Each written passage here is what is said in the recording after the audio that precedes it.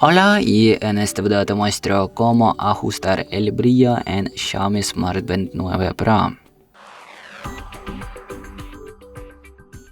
Pues bueno, primero encendemos la pulsera, luego desplazamos hacia arriba y aquí seleccionamos ajustes.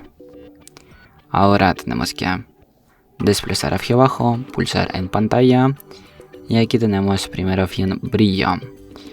Si tienes activado en automático, desactivamos, luego seleccionamos personalizados y aquí ajustamos el brillo como nosotros queremos. Por ejemplo, yo voy a poner aquí a mínimo y ya está. Y bueno, si os gustó el vídeo, si esta función ha sido útil para ti, deja un me gusta y no olvides a suscribirse al canal. Hasta luego.